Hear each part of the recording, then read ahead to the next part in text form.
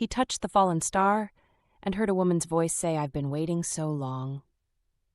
The submersible's hull groaned as Jake Wolfe descended past 3,000 meters, where sunlight died and pressure could crush steel like paper. His instruments flickered across the console, but his attention fixed on the golden glow pulsing below. The sphere sat in a trench crevice where it had no right to exist, radiating warmth his thermal sensors shouldn't detect at this depth. Local fishermen called it the Singing Stone. Jake called it his last shot at paying off debt before the loan sharks came collecting.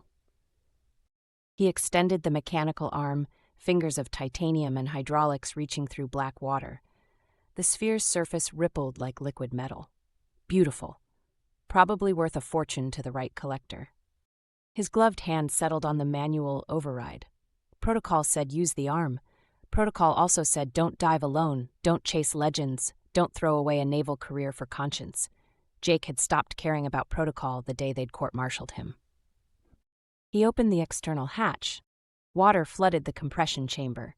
Jake cycled through, his dive suit regulating pressure as he stepped onto the trench floor. The sphere floated 3 meters ahead, suspended in the current, like a small sun. Jake reached out. The moment his glove touched the surface, energy exploded through the water. Light, blinding, and gold engulfed everything. The sphere unfolded like a mechanical flower, panels separating, revealing an interior that shouldn't fit within its dimensions. And inside, suspended in a matrix of light, her. She hung weightless, eyes closed, skin the color of deep water reflecting moonlight. Blue-black hair drifted around her face in the current. Her features were delicate, almost human, except for the slight points of her ears and the faint luminescence beneath her skin. She wore something between armor and silk, dark fabric decorated with symbols that hurt to look at directly. Then her eyes opened, gold, burning, fixed on him through the water. A voice filled his mind, bypassing his ears entirely. "I've been waiting so long." Jake jerked backward, but the sphere's energy had him locked in place. Warnings filled his helmet display. Oxygen dropping. The sphere was draining his systems. The woman's lips moved. Real sound this time, syllables his brain struggled to process. Then, as if learning his language in real time, words formed. "Please," she said, "help me." Her hand extended toward him, no hesitation in the gesture, as if she'd known he would come. Jake's training screamed at him to run. His instincts said something different. He took her hand. Energy surged again. The sphere's panels folded inward, collapsing into a small golden disc that attached itself to her wrist like a bracelet. The light died. She went limp, unconscious. Jake caught her, felt the warmth of her body through his suit. His oxygen alarm blared. 2 minutes left. He triggered his emergency ascent beacon and wrapped her in his arms, then fired the compression charges on his weight belt. They shot upward through the darkness. The Pacific stretched black and empty under midnight stars. Jake's boat rocked in gentle swells, running lights off. He'd hauled her aboard 20 minutes ago and now sat across from her unconscious form, medical kit open, unsure what to do. She hadn't moved. Her chest rose and fell with breath that steamed in the cold air. The golden bracelet on her wrist pulsed with faint light, in rhythm with her heartbeat. Beautiful didn't cover it. She looked carved from dreams. Her skin held that blue luminescence, stronger now in the darkness. The points of her ears caught moonlight. Jake checked his sat phone. No signal. He'd fried half his electronics during that stunt. Her eyes opened. Gold, bright as searchlights, locked onto his face. Jake's hand went to the diving knife at his belt. She sat up in one fluid motion. Her gaze swept the boat, the ocean, the stars, drinking in details with an intensity that made his skin prickle. When she looked back at him, recognition lit her features. "Jake Wolfe," she said, his name perfect in her mouth.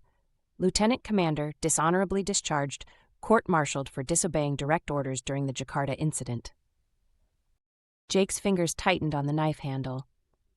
"You saved 473 civilians," she continued, standing. "Your commanding officer called it treason. I call it the moment you became exactly what I needed." "Who the hell are you?" She stepped closer. Jake stood, putting the bench between them. "I apologize," she said, lowering her hand, Physical contact. I forget how intimate it is for your species. Human, Homo sapiens, third planet, yellow dwarf star. She smiled, and it was sad. I know everything about you, Jake, your world, your people. I've watched for 300 years. That's impossible. No, merely improbable. She touched her bracelet, and light spilled out, forming images in the air. Stars, planets, things that looked like ships but moved wrong. My name is Ashera. I am a prophet of the Ketharim. I foresaw the end of all things. The images shifted. Darkness. Not the absence of light, but something worse. Something that ate light, ate matter, ate space itself. It moved through the galaxy like cancer. The void entity, Ashera said, discovered by my people 2 centuries before I was born. They tried everything, logic, mathematics, technology, all failed. So I looked deeper. I looked into chaos. She turned to him, eyes blazing. I looked at humanity. Jake's throat went dry. Your species is young, primitive by galactic standards, but you have something every advanced civilization engineered out of themselves. She stepped closer. Chaos, creativity born from conflict, the ability to see paths that logic says don't exist. You're insane. I'm desperate. Her voice cracked. My people imprisoned me for heresy, called my prophecy madness. They put me in that sphere and threw me into your ocean to be forgotten. But I chose this. I chose to wait, to watch until the right human appeared. She reached out again, slowly. When he didn't pull away, her fingertips touched his face. Her skin was cool, smooth, electric. You are the navigator, she whispered. The one who will save my galaxy, our galaxy. Jake caught her wrist, but didn't push her away. I'm nobody, a disgraced officer living on salvage and debt. You're a man who chose conscience over orders, who sees patterns others miss, who survives when logic says you shouldn't. Her other hand rose, cupping his jaw. I've been alone for 3 centuries, Jake, watching, waiting, hoping I was right. Her thumb traced his cheekbone. The gesture was curious, like she was learning touch for the first time. And now you're here, she said. The boat's radio exploded with static. Then a voice, cold and precise, speaking in the same musical language Ashera had used. She jerked away from him, gold eyes wide with fear. No, she breathed, not yet. Who? She spun to face him, grabbing his shoulders with surprising strength. The sphere's activation sent a signal. My people know I'm free. They're coming, Jake. The hunters. They'll take me back, wipe my mind, ensure my prophecy dies with me. Her fingers dug into his shirt. They fear humanity more than they fear the void, because if I'm right, if your species can do what mine cannot, it invalidates everything the Ketharim believe about themselves. How long do we have? Days, maybe less. She released him, turned to the stars. They'll come in force, they'll recapture me and eliminate you as a contaminated witness, unless... Unless what? Ashera looked back at him, and in her ancient eyes Jake saw something he understood, the look of someone with no good options. Unless we run, she said. Unless we reach the galactic conclave before they find us. Unless we convince 27 species who hate each other to work together. She moved closer. Unless you help me, Jake Wolfe, and let me teach you to navigate paths that don't exist yet. The radio crackled again, closer now. Jake looked at this impossible woman with her glowing eyes and desperate hope, looked at the knife still in his hand, looked at his boat, his life, everything he'd built from the wreckage of his career. Then he grabbed his emergency kit and tossed it to her. Hope you know how to move fast, he said. Ashera caught the kit, and her smile could have lit the darkness. I do, she said.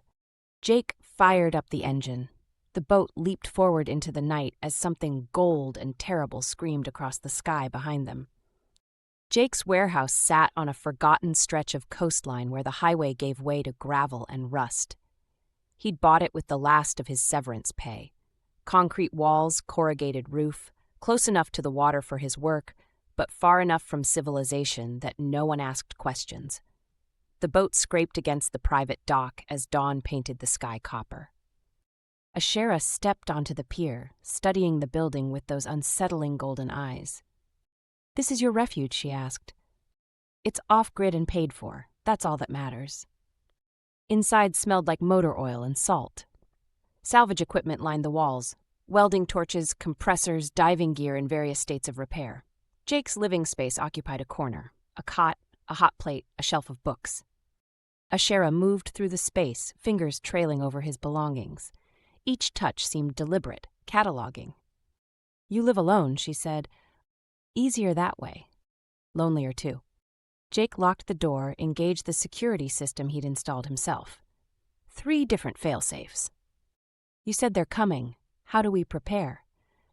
Ashera turned to face him, and for the first time since he'd pulled her from the sphere, he saw exhaustion in her features.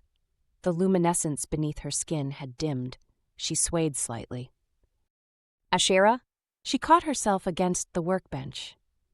300 years in stasis, she said. "My body needs time to remember how to sustain itself." Jake crossed to her in 3 strides, caught her elbow. Her skin felt cooler now, the electric warmth fading. "When did you last eat?" "I don't require," she stopped, corrected herself. "I haven't needed sustenance in 3 centuries. The sphere maintained me. Now I must relearn." He guided her to the cot, eased her down. She didn't resist, which told him more about her condition than words could. "Stay here," he said. 10 minutes later, he returned with water and protein bars. Ashera accepted the water, drank carefully. Her throat worked with each swallow as if the mechanics of it were foreign. "Your people don't eat?" Jake asked. "We evolved past the need, genetic optimization, direct energy absorption." She looked at the protein bar like it was a puzzle. "I remember food, before the procedures, before we became what we are now." "And what's that?" "Efficient, perfect, empty." She unwrapped the bar, took a small bite, her eyes widened. "Oh. Good?" "I forgot," she whispered. "I forgot what sensation tastes like."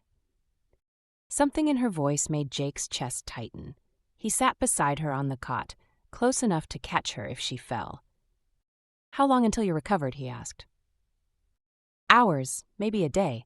She took another bite, this one less tentative. "I have technology cached across your world, weapons, shields, a communication array, but I need strength to access them." "Where's the nearest cache?" "Cascade Mountains, buried in 1952. "That's 200 miles inland. They'll be scanning for your signature." "Which is why we wait until nightfall and why you must learn to navigate." Ashera set down the water, turned to face him fully. "Close your eyes, Jake." "What?" "Trust me, close your eyes." He did, though every instinct said it was stupid. The cot shifted as she moved closer. He felt her presence, that strange warmth returning as her strength rebuilt. "Now," she said softly, "tell me what you sense." "I don't—"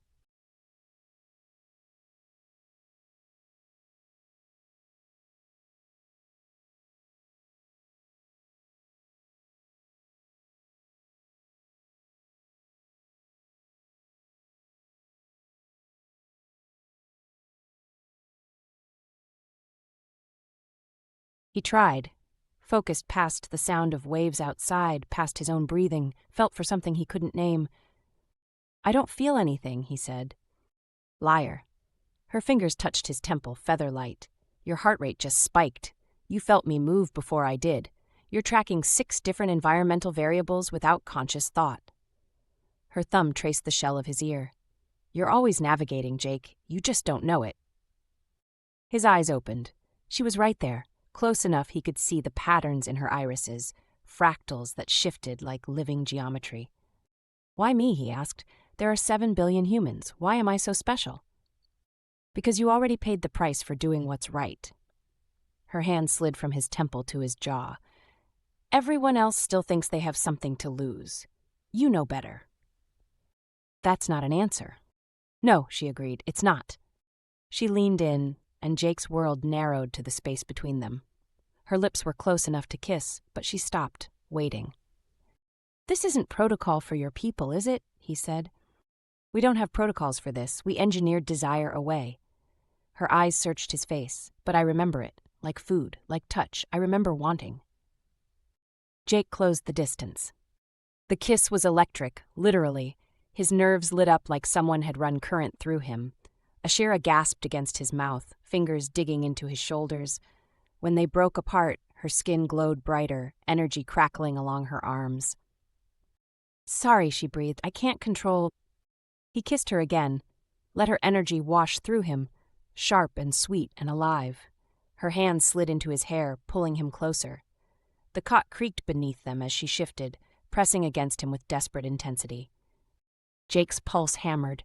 His hands found her waist, felt the curve of her through that strange armor silk. She made a sound low in her throat, need and surprise tangled together. Then light exploded around them. They broke apart, the warehouse windows blazed gold. "They're here," Ashera said. Jake was on his feet instantly, muscle memory from a dozen operations taking over. He grabbed his go-bag from beneath the cot, checked the pistol he kept loaded. "How many?" Ashera's eyes had gone distant, reading something he couldn't see. 3 hunters, standard reconnaissance formation. She stood, steadier now, the golden bracelet on her wrist expanding into something that looked like a weapon. "They'll breach in 30 seconds. "Can you fight?" She looked at him and smiled. It was sharp, predatory. "I was a prophet, Jake, but before that I was a soldier." The door exploded inward.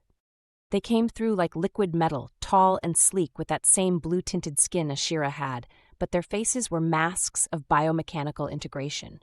No emotion, no hesitation. They moved with inhuman precision, weapons raised. Ashera fired first.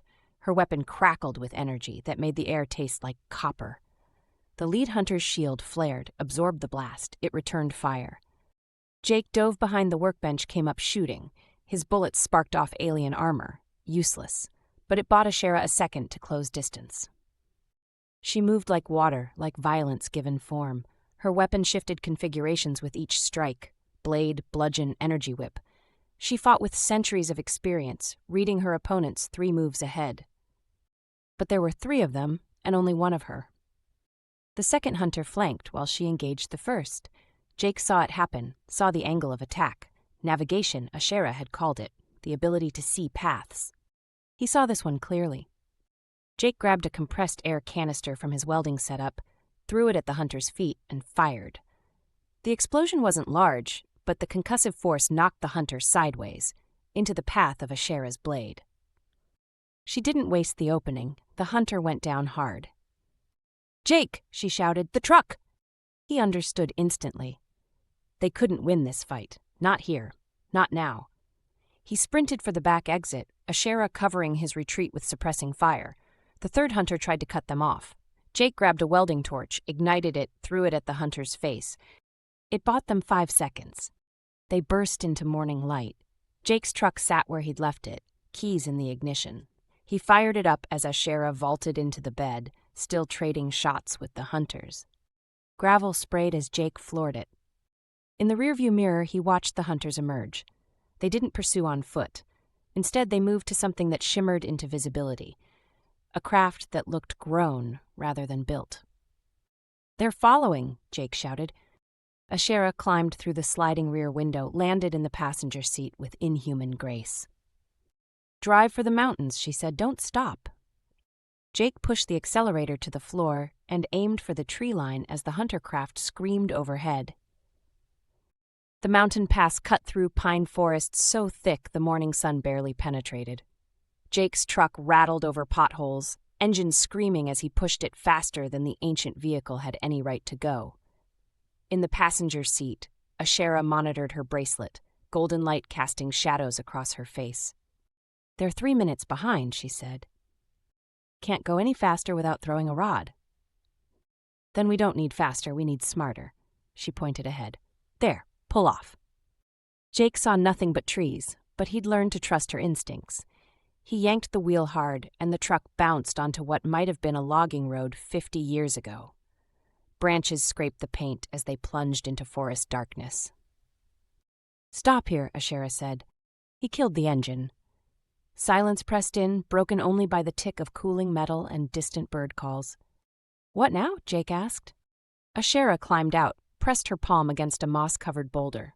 For a moment, nothing happened. Then the stone shimmered, peeled away like a hologram. Behind it, a cavity in the rock face revealed itself, perfectly carved, untouched by time. "I buried this cache 73 years ago," she said. "Your government was testing nuclear weapons. I needed to adapt." Inside the cavity, objects gleamed in the filtered light. Jake recognized weapons, or at least their function if not their form. A device that looked like it belonged in a museum of abstract art, and something that pulsed with the same golden energy as her bracelet. Ashera grabbed the pulsing object, pressed it against her sternum. It melted into her skin, spreading like mercury beneath the surface. She gasped, arched her back. Light blazed behind her eyes. Ashera? Power cell, she managed. I've been running on reserves. Now? She opened her eyes, and they burned brighter than before. Now I can fight properly. The sound of engines cut through the forest, not far. Getting closer. Jake grabbed one of the weapons, tested its weight. Lighter than it looked, grip conforming to his hand like it was reading his biology. Will this work for me? He asked. Point and think destruction, Ashera said. The weapon does the rest. She scooped up the remaining technology, and they ran deeper into the forest. Behind them, the hunter craft descended, branches cracking under its displacement field. We need to lose them, Jake said. We need to kill them, Ashera corrected. 3 hunters I can fight, 6 or 9 when reinforcements arrive. We'd die. You want to ambush them. I want you to ambush them. I'll draw them in. She grabbed his arm, pulled him close. This is navigation, Jake, real navigation. Not instinct, not luck. Conscious choice to see the path that shouldn't exist. I don't know how. Yes, you do. Jakarta. You saw a path to save those civilians when your commanding officer saw only acceptable losses. You navigated then. Do it now. She kissed him hard, desperate, then pushed away and ran. Her footsteps crashed through the underbrush, loud and obvious, drawing them away from Jake. He stood alone in the forest silence. Then he closed his eyes and let instinct speak. The hunters would follow her noise. 3 of them spread in a search pattern. They'd have scanners, sensors, tactical coordination Jake couldn't match, but they'd be focused on Ashera, on recapturing their primary target. They wouldn't expect the primitive to be a threat. Jake moved through the trees like smoke, every lesson from his special operations training flooding back. The terrain spoke to him, high ground there, choke point there, sight lines that opened and closed like breathing. He found his spot, a fallen log, moss-covered, with clear firing lines to the game trail Ashera's crashing footsteps had created. He settled in, weapon ready, and waited.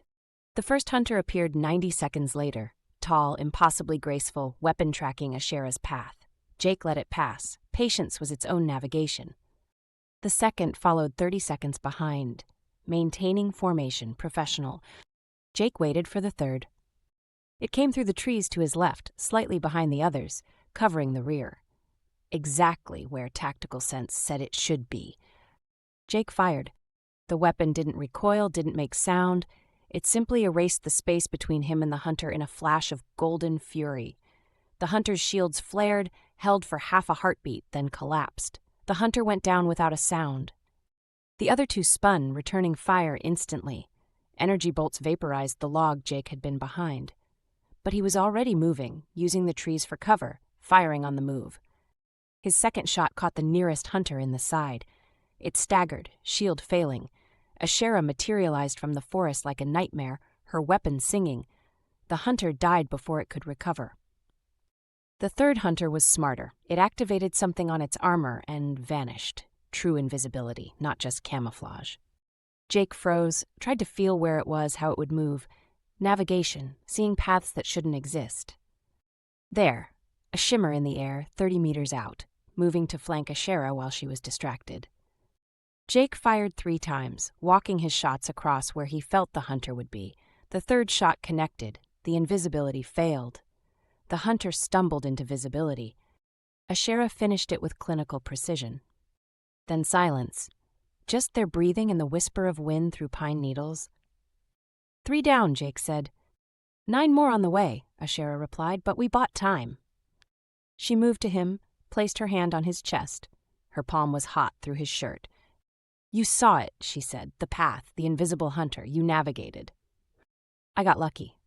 No, she leaned into him. Luck is chaos. Navigation is seeing through chaos to the truth beneath. You're learning, Jake.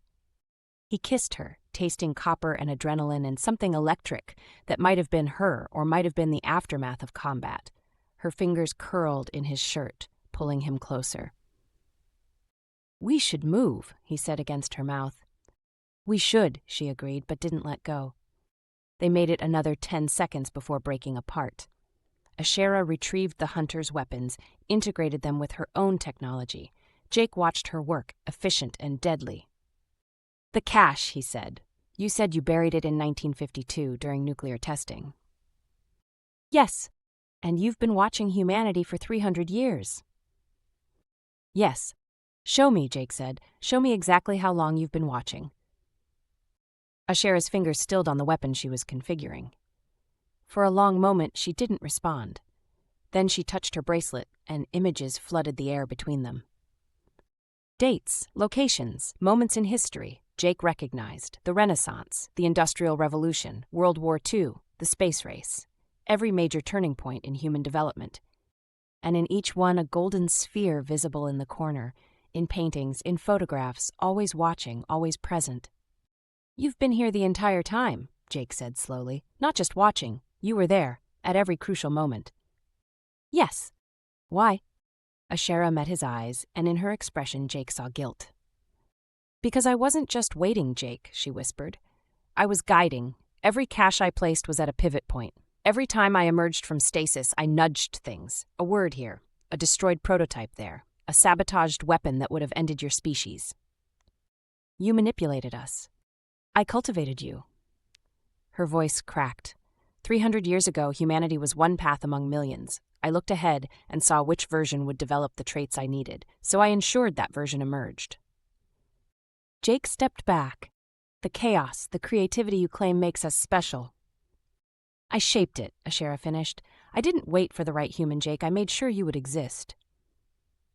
The forest seemed to close in. Jake's mind raced, recontextualizing everything. His choices, his disgrace, finding her. "Was any of it real?" he asked. "My decision in Jakarta. This." He gestured between them. "I don't know," she whispered. "I've been following prophecy so long, I don't know where fate ends and my manipulation begins. I saw you in my visions. I ensured the circumstances that created you. But your choices," her voice broke. "I can't see those. I never could." Above them the sky screamed, more hunters descending. "We need to move," Ashera said. Jake looked at her. This ancient thing that had played God with his species, that might have made him love her. Then he grabbed the weapons and ran. She followed, and neither spoke as they fled deeper into the mountains. The FTL jump felt like dying. Jake's body compressed to a point smaller than atom, stretched across light years, then snapped back into existence. He gasped, tasting metal and electricity, every nerve screaming. Ashera's hand found his shoulder, steadied him. "It gets easier," she said. "Liar," he managed. They'd stolen her ship from the final cache, a sleek thing that looked grown rather than built, all organic curves and surfaces that responded to touch. Jake had piloted it off instinct, while Ashera configured the jump coordinates. 3 days since her confession in the forest. 3 days of silence between them, broken only by tactical necessity. Now they floated in space near a way station that looked like a mechanical flower, petals of metal and light spreading against the void.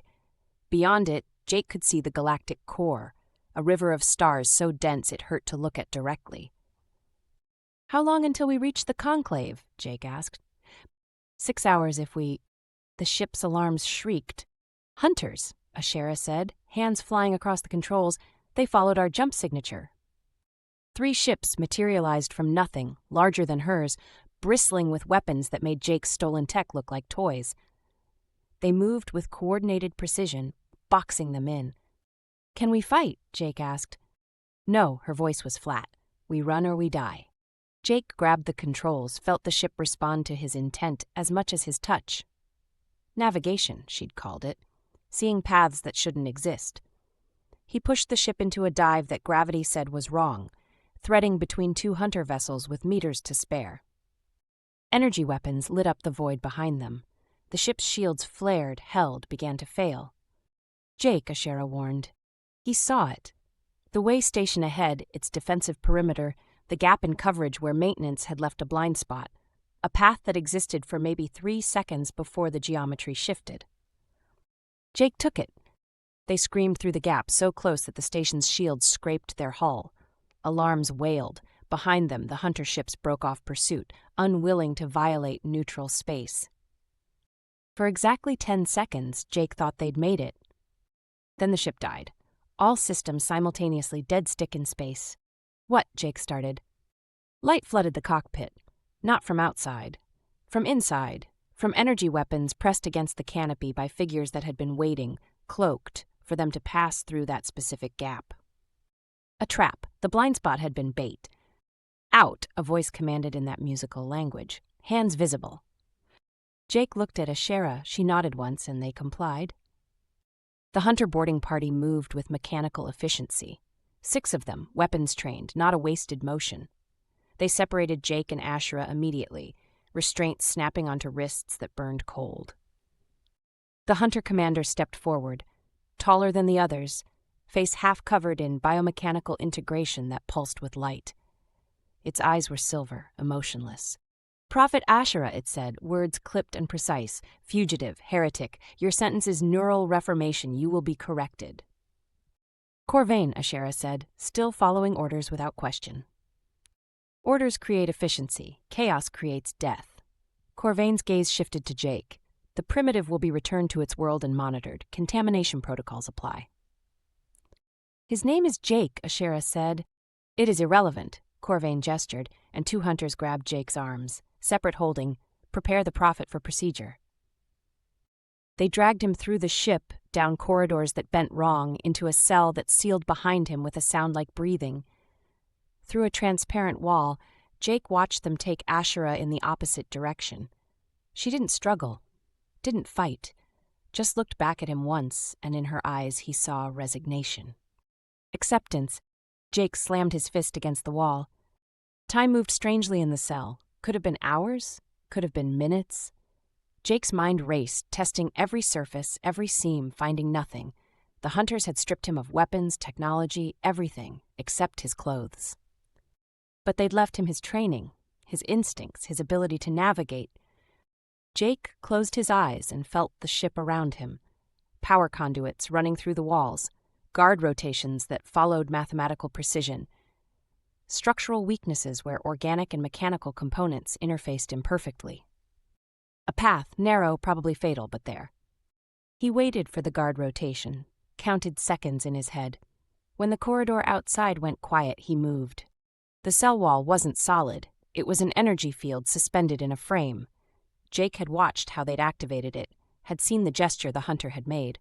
He replicated it, adding pressure to the frame's weak point. The field flickered. Held, flickered again. Jake hit it with his shoulder, throwing all his weight. The frame cracked. The field collapsed. Alarms immediately. But Jake was already moving, using navigation to find the path through chaos. Left corridor, right at the junction, down 3 levels using maintenance shafts, the hunter's biomechanical integration made too tight for them to follow easily. He found Ashera in a medical bay, restrained on a table that looked more like an altar. Equipment surrounded her, pulsing with light. A hunter medic worked at a console, initiating the procedure that would erase everything she was. Jake grabbed a tool from a nearby tray, something sharp and heavy, and swung. The medic went down hard. Jake didn't wait to see if it would get back up. He released Ashera's restraints, pulled her upright. "Jake," she gasped. "Move," he said. She was weak, disoriented from whatever they'd started. Jake half-carried her through the corridors, using navigation to stay ahead of the hunters converging on their position. Every turn brought them closer to the ship hangar, closer to escape. Then Corvain stepped into their path. The commander's weapon was already raised, trained on Jake's chest. "Remarkable," Corvain said. "A primitive escaping Ketharim security. This shouldn't be possible." "Yeah, well," Jake said, keeping Ashera behind him. "I'm full of surprises." "Chaos," Corvain said, like the word tasted wrong. "Unpredictability. The prophet's obsession with your species made sense in theory. In practice, I see only inefficiency." "That's why you'll lose," Ashera said, voice stronger now. "That's why the void will consume everything you are, because you can't adapt. You can't see past your programming." "We don't need to see," Corvain replied. "We need to survive, and survival requires your reformation." The weapon charged, light building. Jake moved on instinct, grabbed Ashera, threw them both sideways as the weapon discharged. Energy seared past his shoulder, close enough to feel. They hit the deck rolling. Ashera's hand found his, pressed something into his palm, a small device from the medical bay, pulsing with energy. "Throw it," she whispered. "Shield disruptor." Jake didn't hesitate, hurled it at Corvain's feet. The device exploded in a wash of electromagnetic fury. Corvin's shields failed, its biomechanical integration sparked and died. The commander staggered. Jake and Ashera ran. The hangar stretched before them, filled with hunter craft in perfect rows, but Jake's eyes locked on one ship at the far end. Larger, more heavily armed. Command vessel. "That one," he said. "Corvain's ship, that's exactly what they won't expect." They sprinted across the hangar. Behind them, hunters poured through the entrances, weapons firing. Energy bolts sparked off the deck plating. Ashera returned fire with a weapon she'd grabbed from an unconscious guard, buying them seconds. They reached Corvain's ship. Jake slammed his hand against the access panel, felt the ship's systems trying to read his biology, trying to reject him. He pushed back with pure will, with navigation finding the frequency that said open. The hatch cycled. They tumbled inside as weapons fire intensified. Jake sealed the hatch and lunged for the controls. The ship's interface was different, more complex, but the logic was the same. Find the path. Follow it. The ship lifted, broke through the hangar's atmospheric shield, accelerated into open space. Behind them, hunter ships scrambled to pursue. But Jake had the fastest ship in their fleet now, and he knew how to use it. "Jump coordinates," he demanded. Ashera, collapsed in the co-pilot's seat, bleeding from a wound he hadn't seen her take, smiled. "Galactic core," she said, "the Conclave, let's finish this." Jake engaged the FTL drive, and they jumped toward their destiny, leaving the hunters and their certainty behind. The Conclave station hung in space like a promise, massive rings of architecture from 27 different species, each segment distinct, all connected by bridges that looked too delicate to exist. At the center, a sphere of dark metal older than human civilization pulsed with light. Jake brought Corvain's stolen ship in fast, broadcasting Ashera's credentials on every frequency. The station's defense grid locked onto them immediately. "They're not letting us dock," Jake said. "They think I'm a criminal," Ashera replied, pressing a hand to the wound in her side. Blood, darker than human, almost purple, leaked between her fingers. "They're right." "Can you walk?" "I can fight." Jake brought the ship into an unauthorized docking bay, burning through security protocols with Corvain's command codes. Alarms shrieked as they touched down. Station security surrounded the ship within seconds. He and Ashera emerged with hands raised. A being that looked like an insect stretched vertical, compound eyes reflecting fractured light, stepped forward. Its translator rendered clicks into flat words. "You are trespassing, surrender to custody." "I need to address the Conclave," Ashera said. "Emergency session, threat to all galactic civilizations." "You are a convicted heretic. You have no authority here." Jake stepped forward, and every weapon tracked to him. "Then let me speak," he said. "I'm Jake Wolfe, human, from Earth, and I have information your council needs to hear." The insect being's mandibles clicked rapidly. "A primitive, speaking before the Conclave? Absurd." "Try stopping me," Jake said. Something in his voice made the security force hesitate. Jake pushed past them, Ashera beside him, walking like he owned the station. Navigation wasn't just about seeing paths. It was about creating them through pure audacity.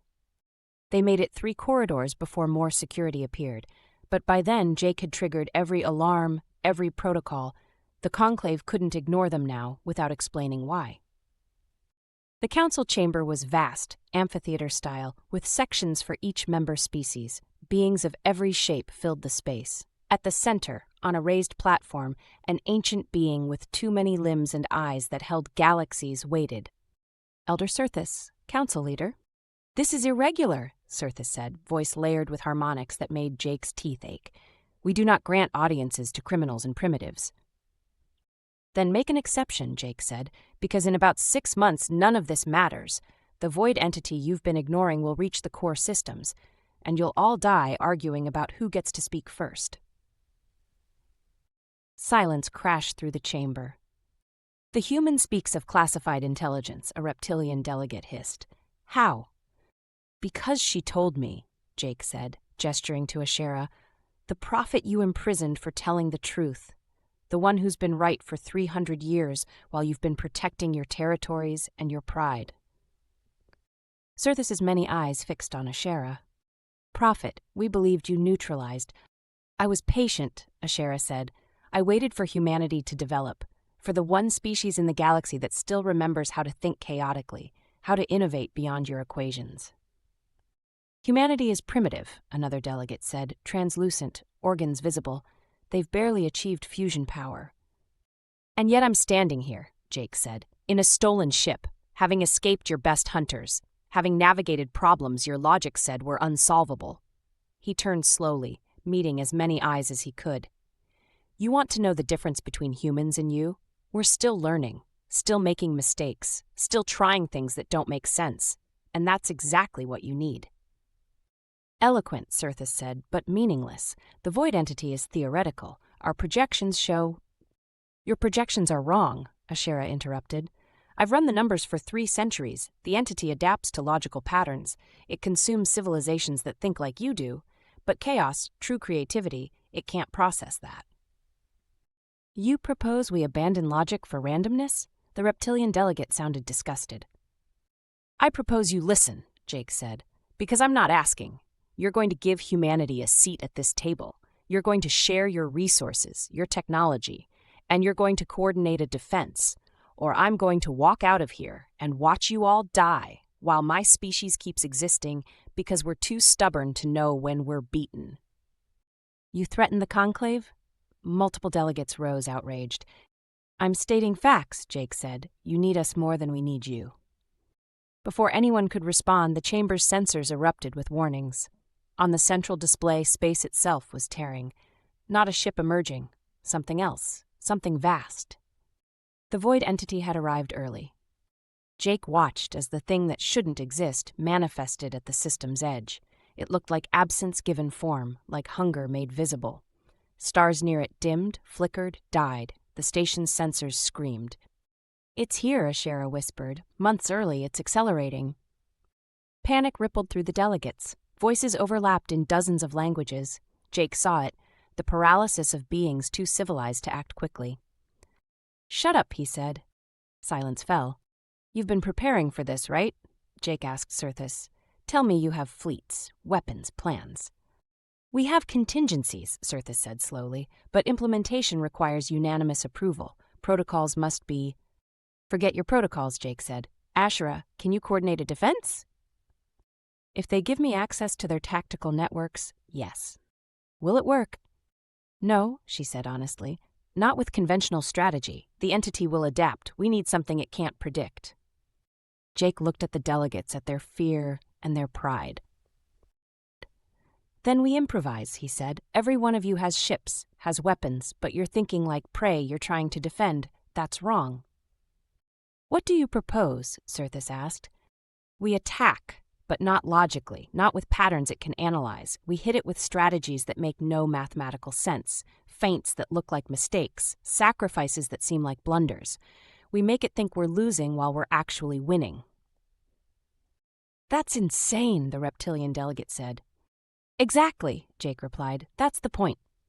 He turned to Ashera. "Can you translate my instincts into commands your fleets can follow?" "I can try," she said. "Then do it. Right now, because that thing isn't going to wait for you to debate." Surthas looked at Jake for a long moment. Then its many limbs moved in a gesture Jake understood as agreement. "Prophet Ashera," Surthas said. "You are granted emergency tactical authority. Human Jake Wolfe, strategic advisor. All delegates will commit their forces immediately." The chamber erupted in protest, but Surthas's voice rolled over them like thunder.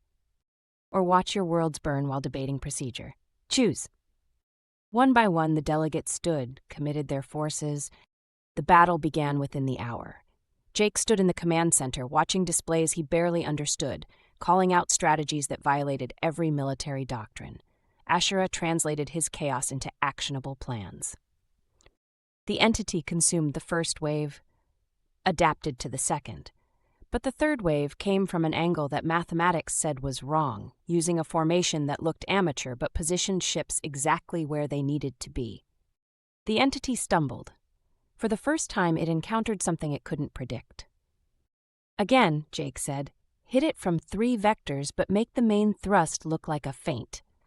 Ashera's fingers danced across controls, her tactical genius shaping his raw instinct into reality.